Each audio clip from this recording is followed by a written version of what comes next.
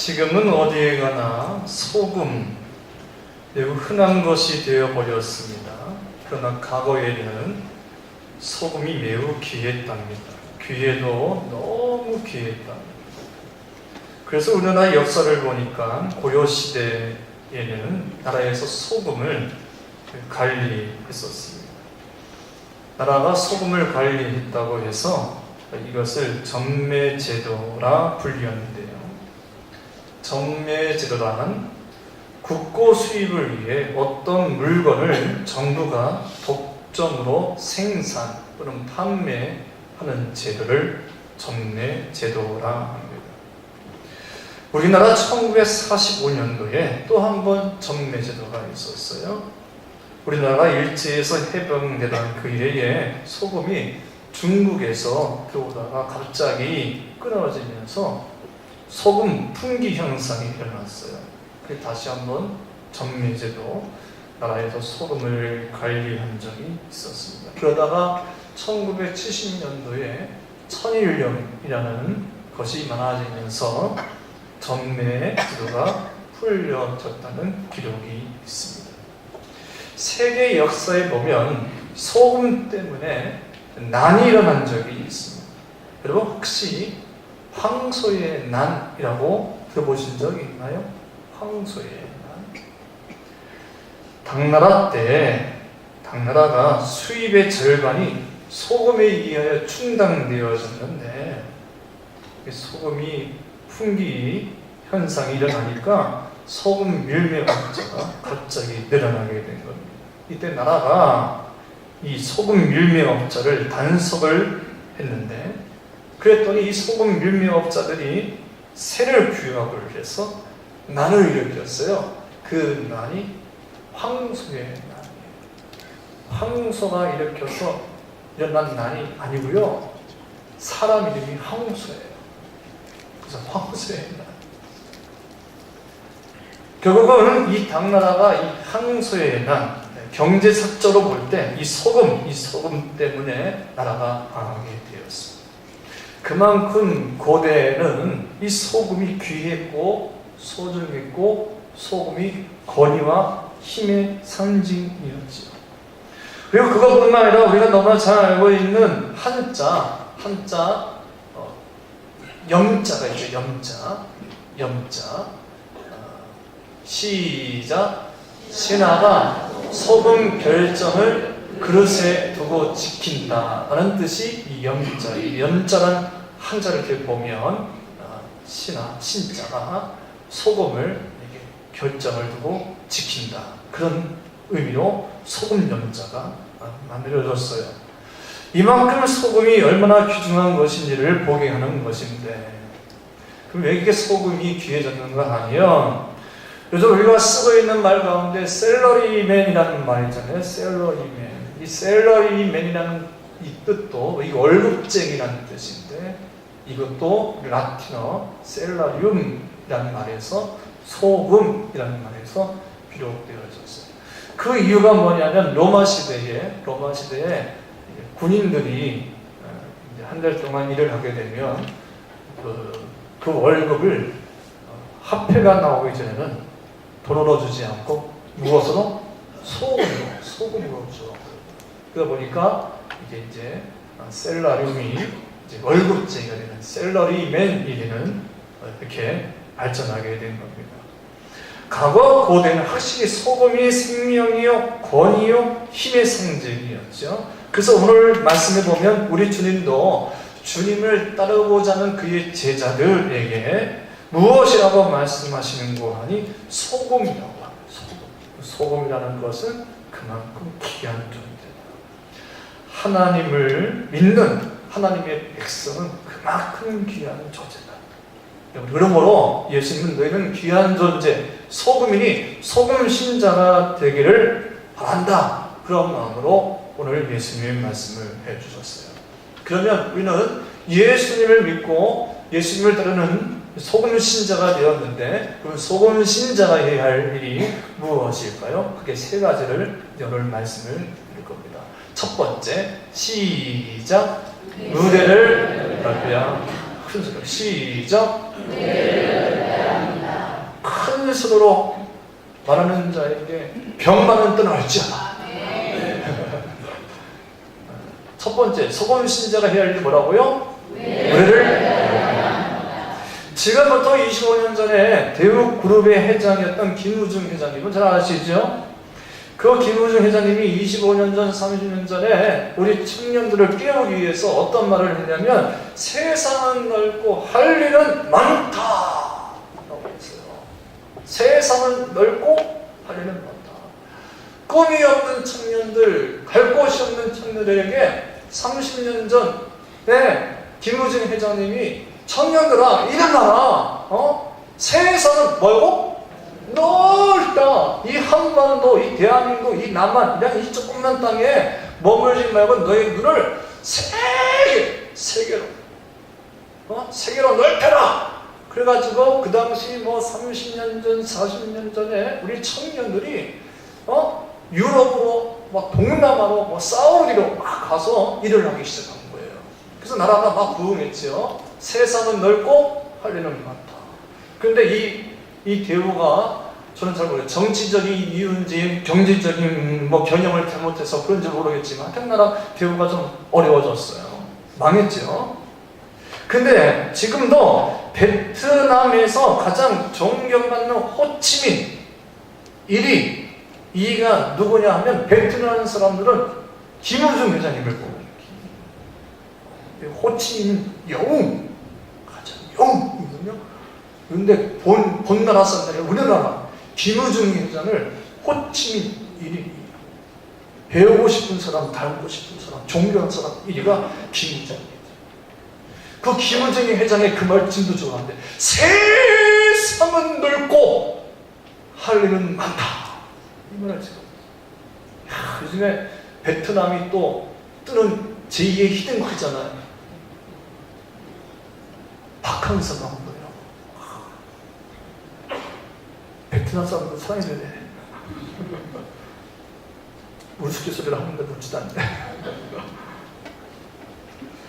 여러분 오늘 본문 말씀 보면 우리 주 예수님께서 제자들에게 너희는 소금이다, 너희는 소금이다 라고 말씀을 하셨어요. 함께 13절 말씀을 읽겠습니다. 13절 시작. 너희는 세상의 소금이니 소금이 만일 그 맛을 잃으면 무엇으로 짜게 하리요. 후에는 아무 쓸데없어 다만 밖에 버려져. 너희는 어디의 소금이다? 너희는 어디에서의 소금이다? 세상에서의 소금이다. 세상 안에 세상에서의 소금이다 라고 말씀을 드려요. 그러면서 세상이라는 말은 어떤 뜻이냐면 헬라어로 게스라는 말인데 첫 번째 시작. 하늘과 대조되는 입장에서의 땅. 두 번째는 사람이 거주하는 지구. 이 지구, 또 우리가 살고 있는 이 땅. 세 번째 시작.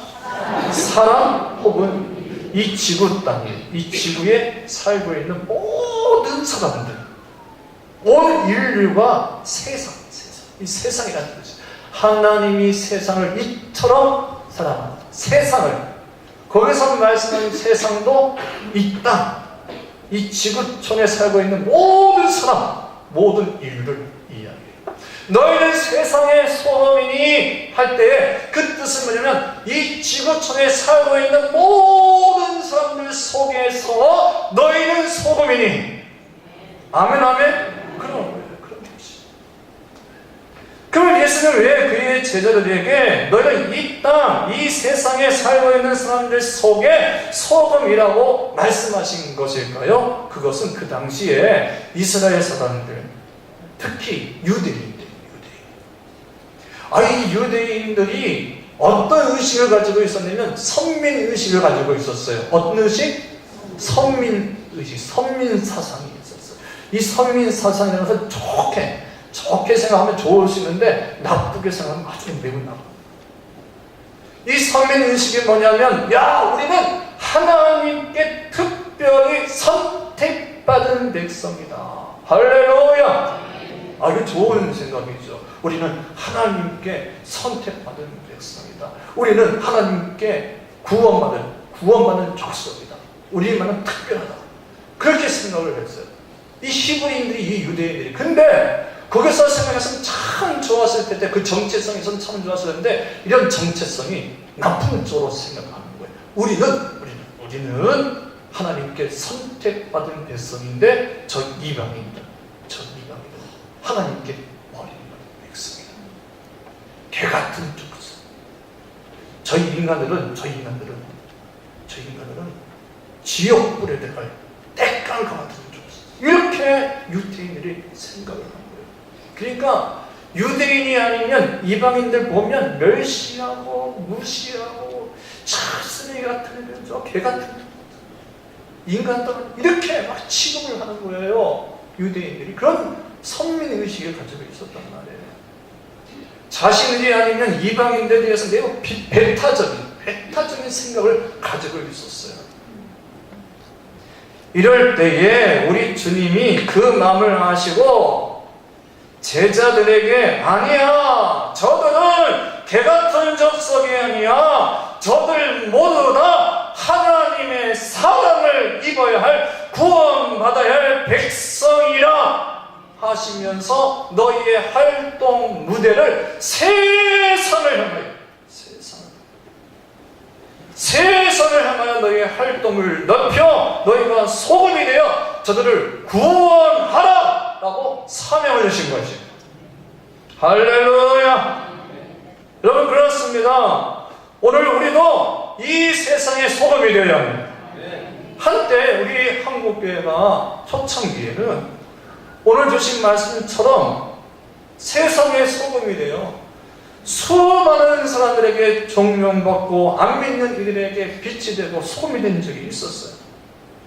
초창기 때는 교회가요, 제일 큰 교회가 500명도 아니었어요. 200명, 300명. 한국교회가 초기 때 제일 큰 교회가 영락교회였거든요. 영락교회가 500명이 아니었어요. 그런 작은 교회, 한국교회가 초창기 때는 작은 교회였었어요. 근데 그런 작은 교회가 여러분 어떤 일을 했냐면 학교를 세우고 병원을 세우고 고아원을 만들고 양문을 만들고, 할렐루야. 얼마나 좋은 일을 많이 했는지. 한국교회가 학교를 500개를 지었고,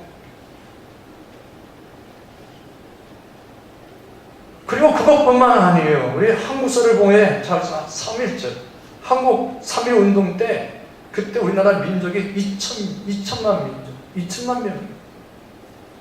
2천만 명 가운데 예수 믿는 이가 20만 명이었어요. 20만 명이면 몇 프로예요? 네?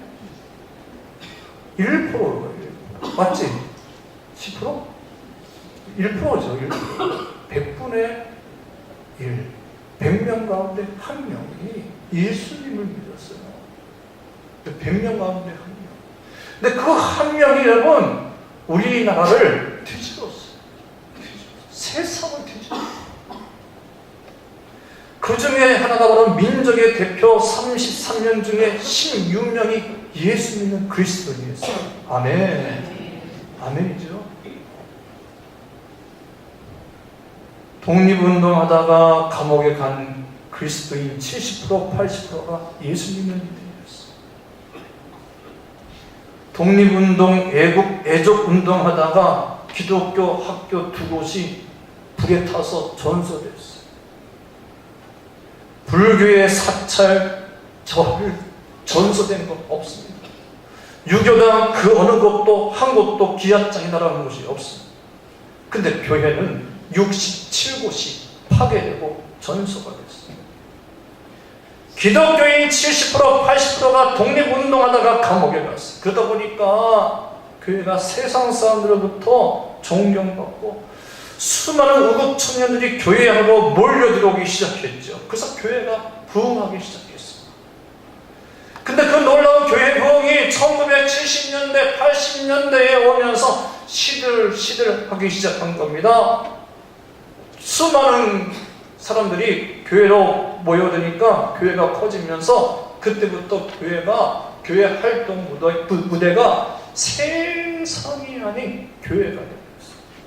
무대가 어디요? 교회가 아니 세상이 아닌 교회가 되는 것입니다.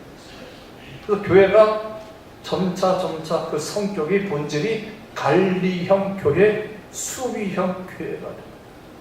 물량주의가 교회 안에 들어오기 시작하면서 교회들이 회의하기 시작하면서 경쟁하기 시작한 거예요. 교회끼리 경쟁하기 시작한 거예요. 교회의 활동 무대가 세상이 아닌 교회가 돼요.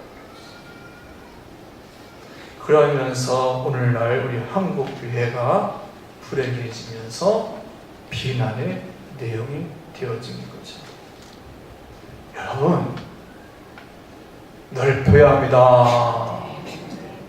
소금 신자의 활동 무대는 교회가 아니라 세상이요. 세상을 향하여 우리의 무대를 넓힐 수 있기를 바랍니다.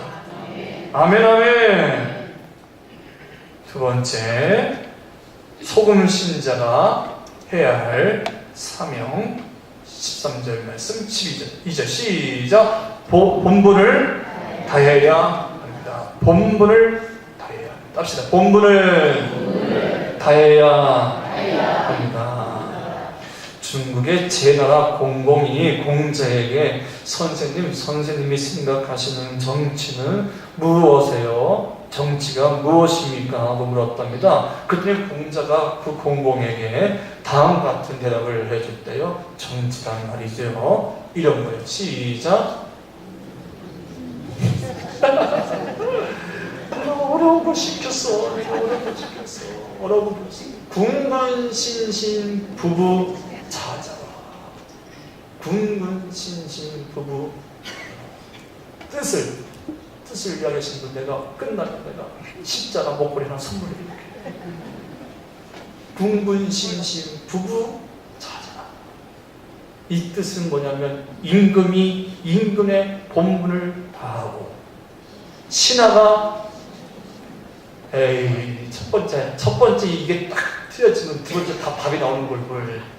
임금의 본분을 다하고 신하가 신하의 본분을 다하고 아버지가 아버지의 본분을 다하고 아들이 아들의 본분을 다하게 하는 것이 정치이라. 공자는 더 쉽게 말씀드리면 신하는 충성으로서 임금을 보좌해야 하고 임금은 예로서 신을 잘 거스려야 하고 아버지는 사랑으로 신을 훈계해야 하고 자녀는 아버지를 존경으로 따르는 것이 군군신신 부부 자장이라. 이것이 정치인이라. 이렇게 만드는 것이 정치인이라 하는 거예요. 여러분, 우리 사람에게는 다 본분이 있어요. 그 있는 자리에서 감당해야 할 사명이 있어요. 우리가 그 본분을 다할 때 소금 신자라고 말할 수 있는 것입니다. 우리 주 예수님은 그의 제자들에게 세상의 소금이 되라고 하는 것은 단지 너희의 무대를 세상으로만 넓히라 그런 뜻이 아니에요. 세상을 넓혀서 그 세상 속에서 소금 신자의 본분을 다하라 그러는 거예요. 그러면 우리가 소금 신자의 본분을 다한다는 게 뭘까? 성경 말씀을 아주 구체적으로 이야기해 주고 있는데 다시 한번 13절 말씀을 읽겠습니다. 시작. 너희는 세상의 소금이니 소금이 만일 그 맛을 잃으면 무엇으로 뭐 한다고요? 그 소금의 역할은 뭐예요? 맛을 내게 하는 거고 그 맛은 짜게 하는 거죠. 우리 사람에게는 오감이 있어요. 시각, 청각, 후각, 미각, 촉각 이 5가지의 오감이 있죠. 그 중에서는 미각도 또 5가지의 맛이 있어요. 시작. 단맛, 짠맛, 쓴맛, 신맛, 매운맛 이 5가지의 맛이 있죠. 짠맛을 대표하는 것이 소금이에요. 나 제가 어제 그저께 우리 안산하고 여기 근처에 있는 마트 시장 보러 가자고 해서 내가 졸졸졸 따라갔는데 따라오세요. 그래서 뭐 이것저것 막 사다가 소금 이게 코너 갔더니 야 나는 소금도 그렇게 종류가 많은 줄 몰랐는데 깨소금, 작은 소금, 굵은 소금, 꽃소금. 여러분 소금의 맛은 뭐 종류가 아무리 있어도 무엇을 얘기하는 거예요? 짠맛을 얘기하는 거예요. 녹아야, 녹아서 말씀을 낼 수 있어야 소금입니다. 성경에 보면 소금의 기능, 소금의 역할에 대해서 말씀을 내주고 있어요. 먼저 출애굽기 30장 35절 말씀 시작. 그것으로 향을 만들 때 향 만드는 법대로 만들고 그것에 소금을 쳐서 성결하게 하고 했어요. 소금의 첫 번째 기능이 뭐예요? 성결하게 하고 성결케 하는 게 소금의 역할이죠. 바닷물이 그 안에 소금이 있잖아요. 소금이 있어가지고 우리가 바다 가서 수영을 하면 물이 둥둥둥둥 뜨는데 그러면 그 바닷물에 그 소금이 몇 프로가 있는 줄 아십니까? 제가 알기로는 한 3%, 4%, 5%그 정도예요. 큰 많은 양의 소금이 아니에요. 많지도 않지만 어쩌다가 수영 한번 하면 바닷물 먹으면 짜요 안 짜요? 짜요. 근데 그 짠 소금물이 바다를 정화시켜요. 계속해서 정화시켜요. 여러분 소금은 성결하게 하는 기능이 있어요. 우리는 소금 신자입니다 여러분. 할렐루야. 우리는 소금을 신자니까 이 세상을 정결해. 두 번째 소금 기능 민수기 18장 19절 말씀 시작. 여호와께 거제로 드리는 모든 성물은 내가 영구한 목세 음식으로 너와 내 자녀에게 주노니 이는 여호와 앞에 너와 내 후손에게 영원한 소금 언약이라. 이게 이제 백성들과 하나님 사이에서 언약을 약속을 한 건데 무엇을 두고 언약을 했냐면 소금. 왜 소금을 두고 언약을 했냐면 소금은 변하지를 않거든요. 그 소금은 변하게 하지 않는 방부제 역할을, 부패하는 것을 방지하고 방부제 역할을 하죠. 마트에 가면 생선 코너에 자반이라는 생선이 있습니다. 자반. 다른 말로 얘기하면 고등어 내장을 끄집어내가지고 그거를 그 즉시 소금을 쳐서 소금이 쳐져서 파는 그 생선은 자반. 저는 이 신목사가 자반을 좋아하는 줄 모르죠. 자반이 얼마나 구워 먹으면 얼마나 맛있어. 좀 냄새 나도 그렇지만 참. 야 어떻게 내가 지난주에 특세를 하는데 주여 고쳐주시옵소서. 성도를 너무너무 아파가지고 매일 아침마다 그냥 안수기도 해줘. 금요 신년은 목이 쉬더라도 안수기도 했는데 어느 누가 와가지고 목사님 너무 힘드시다면서 몸보신 해주신 없어. 지금 자반 얘기 나다가 이 얘기 나온 거예요. 할렐루야. 자반이 뭐예요? 이 성체가 지금 변하지 않는 반부잖아요. 욥기 6장 6절 말씀. 욥기 6장 6절 시작. 소금 없이 먹히겠느냐? 닭의 알 흰자위가 맛이 있겠느냐? 요즘 어떻게 성경이 이렇게 오묘한지 몰라. 여러분 달걀을 먹는데 거기다가 소금 쳐야 돼요? 안 쳐야 돼요? 안 쳐도 맛있다고요? 그런 억지가 어디 있어 세상에. 소금 쳐야 맛있죠. 여러분 도가니탕에 소금 쳐야 맛있어요? 안 맛있어요? 냉탕이지 뭘. 설렁탕에 소금 쳐야 안 쳐요? 갈비탕에 소금 쳐야 안 쳐요? 다 쳤어요. 소금 친 거 먹은 거예요. 소금 안 넣으면 어느 음식이고 소금을 안 넣으면 싱거워서 못 먹어요. 소금은 맛을 내게 하는 게 있어요. 맛을 내게 하는 게. 우리 예수 믿는 사람은 이 세상에서 맛이 있어야 합니다. 아멘, 아멘. 맛이 있어요. 에스겔 16장 4절 말씀 시작. 말하건대 네가 날 때에 네 배꼽줄을 자르지 아니하였고 너를 물로 씻어 정결하게 하지 아니하였고 내게 소금을 뿌리지 아니하였고 너를 강보로 싸지도 아니하였나니.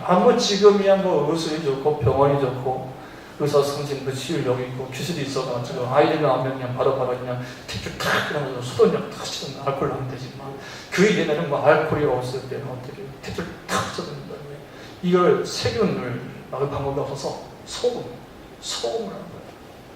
그래서 아이를 소독을 시키고 태어난 아이를 이렇게 소금은 이렇게 생명을 살리고 보호하는 기능이 있어요. 우리가 가면 병원에서 포도당이라는 링걸 맞잖아요. 그 링걸 다 소금이 들어있어요. 소금이 다 들어있어요. 모든 약에는 다 조금씩 소금이 들어있어요. 이렇게 소금은 생명을 살리고 보호하는 기능입니다. 우리 주님, 지금 너희는 소금 신자이니 이 소금 역할을 하는 소금 신자의 본분을 다 나누는 거예요. 할렐루야. 세 번째 시작. 어떤 사람이 되어야 한다고요? 쓸모있는 사람이 되어야 합니다. 소금 신자라면, 너희가 소금 신자라면 쓸모있는 사람, 이 세상에서 쓸모있는 사람이 돼요. 사람에게는 그게 세 종류의 사람이 있어요. 첫 번째는 플러스 인생을 사는 사람, 다른 말로 하면 꼭 있어야 할 사람. 두 번째는 마이너스 인생을 사는 사람, 있어서는 안 될 사람. 세 번째, 제로 인생을 사는 사람, 있으나 소금 신자는 이 세상에서 꼭 필요한 사람, 있어야 하는 사람이 돼요. 아멘. 어떻게 자식을 낳아도 그 많은 아들, 딸을 낳아도 다 똑같지 않고 다 다르고 어떤 자식은 정말 꼭 필요해서 형제들을 돌보고 챙겨주고 감싸주고 안아주고 챙겨주고 보살펴주는데 그 어떤 자식 다음 얘기 안 할래. 마이너스 인생, 제로 인생이지. 여러분 건강하세요. 건강해야 할 이유가 있어. 여러분 이기적인 사람은, 자기 자신밖에 모르는 사람은 건강하지. 왜? 내가 아파야 나만 챙겨주거든. 응? 내가 힘들면 나만 바라보거든. 아주 이기적인 생각. 빨리 일어났어! 벌떡 일어났어! 그래서 움직이고 있어요. 우리는 이 세상에서 꼭 필요한 사람이에요. 소금 신자가 되어야지. 빌어먹기만 하고 말이야. 얻어먹기만 하고. 이 마음의 병이야. 나사렛 예수 면허니 일어나 볼지어다. 아멘. 그 소금 신자가 말이야. 자꾸 가족에게 도움이 되고 말이야. 세상에 도움이 되고 이웃에게 도움이 되고 쓸모있는 인생이 되고 자꾸 얻어먹기만 하고 받아 먹으려고만 하고 어디 붙어가지고 그냥 뺏어먹으려고 하고 말이야. 그래서 다른 사람에 고통을 주고 힘들게 하고 그 가족을 챙기지는 그 형은 왜 뭔 자리에 있어서 그렇게 힘을 내야 돼? 예? 우리 예수 믿는 사람은 소금 신자예요. 어떻게든 일어나야 돼. 일어서야 돼. 아니 보십시오. 어떤 이들은 그렇게 팔도 못 쓰고 다리도 못 쓰면서 세상을 도와주고 희망을 주고 소망을 주는 사람도 있는데 두 다리가 있고 두 팔이 있는데 왜 못 일어나? 벌떡 일어나기 바랍니다. 소금 신자가 되어야 됩니다. 플러스 인생을 사는 거예요. 플러스. 소금 신자는 쓸모가 있어요. 제가 이 시대에 자기 자신이 아닌 남을 위하여, 타인을 위하여, 공동체를 위하여 한평생을 산 사람의 이야기를 하려고 해요. 이번은 남아프리카 흑인들을 차별하여 그 정책에 항의하다가 그만 백인들에 의하여 매우 캄캄한 감옥에 27년을 갇혀서, 여러분 27년 중에 18년을 독방에서 살아보셨어요. 야, 제가 제 자신을 한번 인내를 한 거예요. 방에서 한번 밖으로 나와보지 않은 적이 있어요. 내가 이 방에서 내가 얼마나 견딜 수 있을까? 제가 며칠을 있었게요. 집에 안 나오고 방에만. 제가 3일 도저히 못 견디겠는 거예요. 근데 이분은 18년 동안 독방을 했어요. 18년. 그리고 감옥 생활하는 중에서 어머니를 잃고 큰 아들이 교통사고 떠나고 둘째 딸은 아버지의 감옥 생활을 인하여 심한 우울증을 겪어야만 했어요. 이분의 마음속에 감옥에 있으면서 얼마나 큰 상처와 미움과 증오가 있었겠어요. 그럼에도 불구하고 그는 감옥에서 용서와 사랑의 묘목을 장미꽃을 심습니다. 그가 감옥에서 27년 만에 각 석방되어 나오는 날 투표에 의하여 남아프리카 공화국 흑인 최초의 대통령이 되어 그 이름은 만델라 대통령. 그런 대통령이 되자마자 자신을 감옥에 보내 그 백인들을 향하여 다음과 같은 메시지를 보냈어요. 시작. 죄는 언젠가 역사의 한 페이지에 낱낱이 밝히게 될 것입니다. 그러나 나는 우리 흑인의 피의 복수극은 여기에서 끝을 내리리라 하고 자신을 해하고 가족을 해하고 수많은 흑인들을 죽였던 그 백인들을 용서해 주었어요.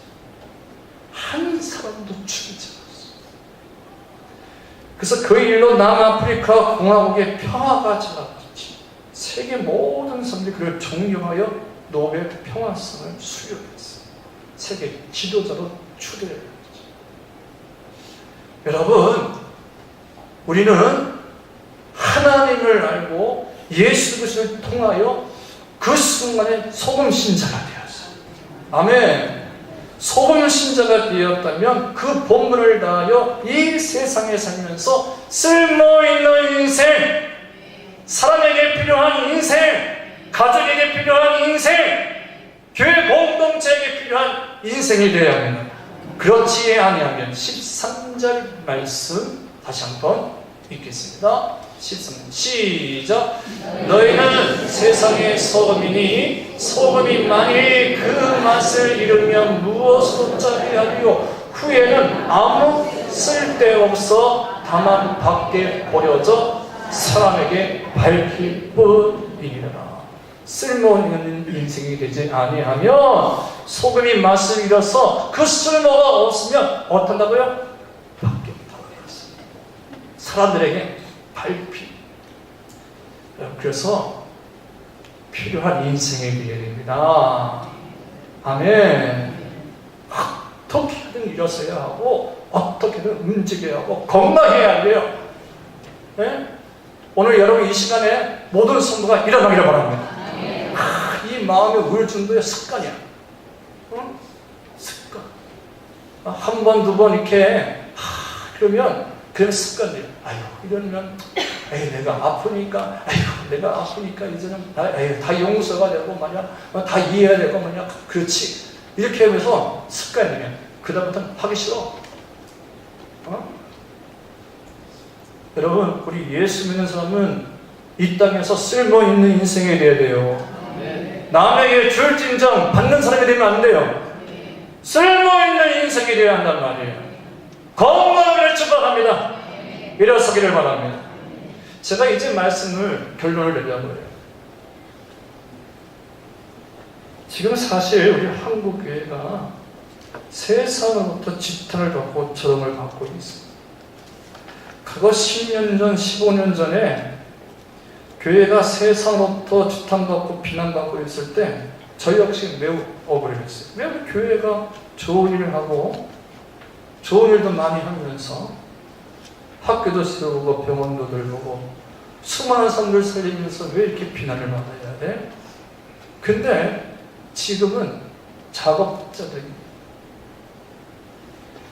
몇몇 대형교회의 목사님들의 명예와 물질에 대한 욕심과 야망, 돈, 이성, 세습에 대한 욕심을 버리지 못했습니다. 교회가 마치 하나님의 기업인 줄 알고 독재하며 호색하는 그런 우미 정책을 펼치는 목사님들을 인하여 지금 교회가 소금 기능을 잃어버렸어요. 본분을 잃어버리고 말았어요. 여러분, 이번 한 주간에 우리 성도님들 한국교회를 위해서 또 우리 대한예수교 장로의 통합식을 위해서 기도 많이 주시기를 바랍니다.